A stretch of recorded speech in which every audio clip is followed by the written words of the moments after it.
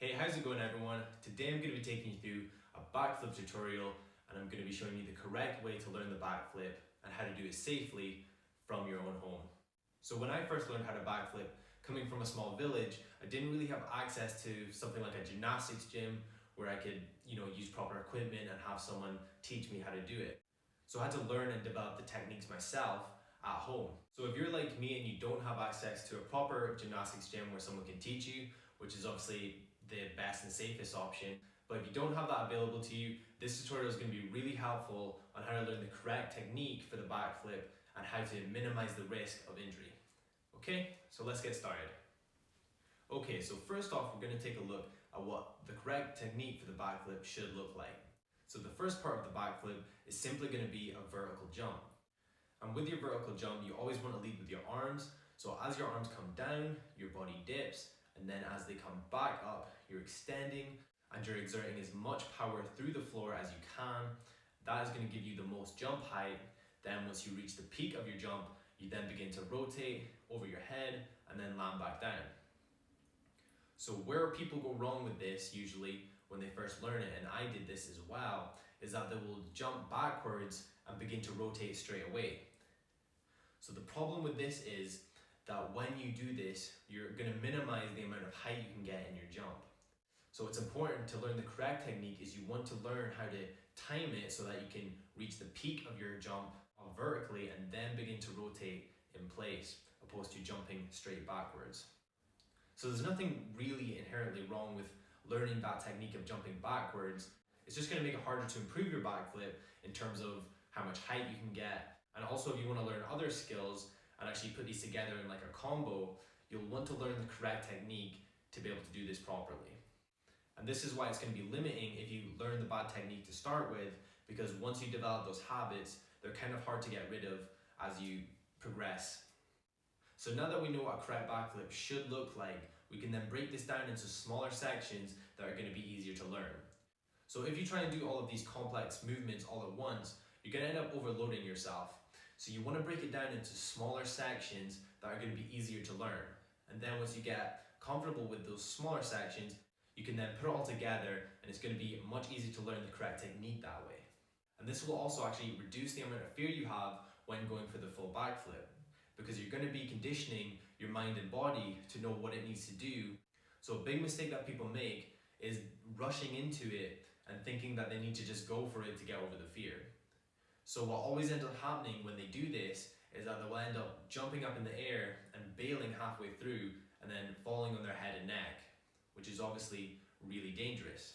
Okay, so now we're going to go over all of the broken down exercises that you can do that are going to help you develop the correct technique. But obviously you need some athletic ability to be able to generate enough power and jump up high enough to perform the backflip properly. But I'll be going over exercises later that you can do to help actually develop how much force you can generate and your overall athleticism. But even doing these technique exercises that I'm going to go over, they will actually help you increase your overall athleticism and increase your jump height anyway because of the way we're going to be performing them. But these exercises are going to mostly focus on coordination and again the correct technique, conditioning yourself for the full backflip. And these exercises are broken down into very small sections. So if you're already more athletic and you're more familiar with things like the vertical jump, which I'm going to be breaking down, then you might not need to break it down as much as other people. And you might be able to start a further along section. So I'm going to be putting a list of all the broken down sections in the description below, so you can take a look at this and sort of figure out where you're at and decide which parts you need to focus on the most and develop. And it's really important that you don't rush this if you want to learn it properly. All of those kind of like 5-minute tutorials that you see are kind of BS. You're not going to learn how to backflip in 5 minutes. These are something that you need to do over a long period of time. So you need to be doing these different exercises often and over weeks, months, and even years, depending on where you're at currently. And if you are more of an athletic person, it likely won't take you that long to learn the backflip anyway. But you still don't need to be like a freak athlete to be able to do the backflip. It doesn't take as much athletic ability as people think it does, especially if you take your time in learning the correct technique. The reason you don't want to rush learning the backflip and you want to learn it over a longer period of time, even if you're athletic, is because when you do this, you're going to develop something called neural pathways. So this is just essentially your brain's way of learning new movement patterns. So when you learn a new skill, it's always harder to start with and takes more effort. You need to focus a lot more. But then as you get more comfortable with it, and the more often you do it, the easier it gets because it becomes more like second nature. And you can see this in things that you do on a day-to-day basis. So for example, if you drop something, you don't need to consciously think, okay, I need to bend my knees and reach down to pick something up. Your brain just does it automatically because it knows that movement pattern. So you don't need to consciously think about it, it's second nature. And this is what you're doing when you take your time and break down these more complex movements into smaller pieces and learn it over a longer period of time. You're developing those neural pathways and it becomes more like second nature. So now I'm going to go over the first technique section, which is going to be the breakdown of the vertical jump. Now you want to approach all of these exercises and drills that I'm going to show you like how you would with your normal training. So like with reps and sets. And every rep that you do, you're training towards your backflip.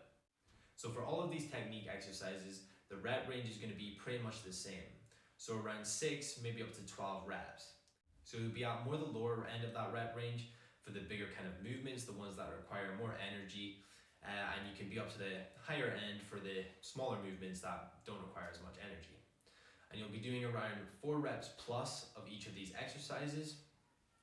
That should be enough volume to sort of get this into your head and actually fully learn the technique. And you can focus more on certain sections and do more sets depending on which sections you might struggle with. But it's actually how we're performing these exercises which is the most important part. So we're going to be performing all of these exercises as if we were training to develop our power. So each of these exercises, you're going to do it as if it was like a plyometric, for example. So all of these exercises should be done explosively. So the backflip is an explosive exercise. So when we're doing these broken down versions, we still want to train it in that way, specifically for doing the backflip. So we want to train it explosively. That's why it's actually going to help you develop your power, even though the main focus is going to be on technique and coordination of the movements. So when doing any of these exercises, it's really important that you don't push yourself too close to fatigue. So you should treat each repetition as if it was your first. So you should perform 1 rep, stop, reset, and then perform your second rep, opposed to just continually doing rep after rep after rep. Because when you do this, you're going to start to fatigue and get tired, and there your technique is going to get sloppy. So it's important that you're giving yourself enough rest time in between sets so that when you go for your next one, that you can again fully exert as much force as you can. So the first exercise we'll be doing to break down the vertical jump is going to be arm swings. So your arms are actually a really important part for performing the vertical jump. So it's not just your legs that are going to help you jump higher, using your arms will as well. So you can actually get a lot of momentum if you use your arms properly. And your arms are actually what's going to be leading the movement. So it's important to focus on this first. So it's really important that you use your arms to initiate the movement. So this exercise is going to focus on how to use your arms for the jump. So all you're going to be doing is standing completely straight and swing your arms up as fast as possible. Okay, then after the arm swings, we're moving on to ankle extensions.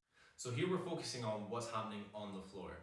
So a lot of people when they jump, they'll just focus on the initial part of using the quads, using the glutes, and then once they're away to leave the floor, they don't get that extra bit of push and force generated by extending the ankle. So again, it's good to focus on this individually if you maybe have this tendency to do that, or if you don't do vertical jumps often, by just training this individually. When you put it together, you're going to get those extra few inches of height from training this. And the third exercise we're going to be going on to for this section is going to be a vertical jump without using your arms. So here we're focusing on triple extension, which is the extension of your hips, knees, and ankles. So we're trying to put all of that together. So using that leg drive, you really want to focus on pushing away the floor and generating as much force as possible. And again, focusing on that last exercise we just did with really extending the ankles and flexing the calves to get that extra little bit of height. So for this exercise, when you're dipping down to that sort of squat position, you don't want to go any lower than parallel. So if you're going any lower than that, if you're doing like a full depth squat before you jump up, you're going to end up losing momentum. So it doesn't really benefit you to go to a full depth squat. So you should only go to around parallel or a bit above before you then accelerate and jump up again. So the last stage for this section is going to be the full vertical jump. So you're just trying to put all of that together, all of those broken down segments, you're putting it all together at once. And you just want to practice jumping up as high as you can and trying to make sure that you're staying straight, keeping your core tight every time you do it, and try and get that little bit higher every time you practice it. Then from there, we're moving on to stage 2, where we're going to be focusing on tuck jumps. So here we're just simply adding the lifting of our knees to the vertical jump. So you want to focus on the timing so that when you're about to reach the peak of your jump, you then drive your knees up forcefully as you reach the peak, and that's what's going to initiate your rotation. So when doing this, you want to make sure that you're not just driving your knees up as soon as you leave the floor. So again, you want to focus on that timing, reach the peak of your jump, and then drive your knees up. So if you lift your knees too early when doing this, or if you do it in the full backflip and begin to rotate too early before you've reached the peak of your jump, you're not going to get as much height. So you're not going to get as much time to rotate. So you really want to focus on that timing, reaching your peak before you begin to rotate. Okay, so the next stage that we're going to be focusing on is going to be the initial rotation. So the first exercise that we're going to be doing for this is going to be lying knee raises. So here you're trying to focus on driving the knees up and then you're leaning back slightly, okay, holding that position as you begin to rotate. So this is a really important part, is that you stay as small as possible. So you really want to keep your knees really close to your chest and keep them in that position as you rotate backwards. So you really want to make sure that you're flexing your abs as hard as possible to keep you in that position. Okay, then the second exercise that you'll be doing for this stage is going to be rocking knee raises. So you're going to start upright, then you're going to use your arms to lead the movement, and then as you rock backwards, you're still driving your knees up to your chest. So this is again just being a little bit more specific about what's going to happen when doing the actual backflip. So the same thing with the vertical jump, your arms are going to be leading the movement. Once your arms get to the top, you're driving your knees back and begin to rotate. So you want to make sure that the arms don't go down to the knees. This is another mistake that some people make, is that they'll drop their arms to their knees instead of driving their knees up to their chest and up into the correct position. So this is just training to do it in the right order, that the arms come up and it's the knees driving up to the chest, not the arms coming down to meet the knees. So now we're moving on to our last stage, and here we're focusing on the rotation over your head and the landing. So the first exercise we're going to be doing is bar lean backs. So you will actually need a pull-up bar for this, but you can just do this at a local gym, or you can just buy one from Amazon or something. They're not very expensive.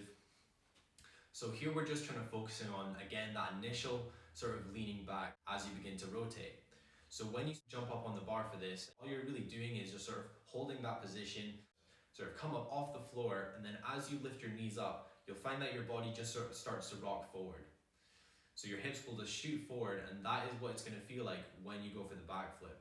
So this is really good for getting that sort of sensation of what it is going to be like when you actually fully jump up and begin to lean backwards. And then the second exercise that you can do is going to be a full bar backflip.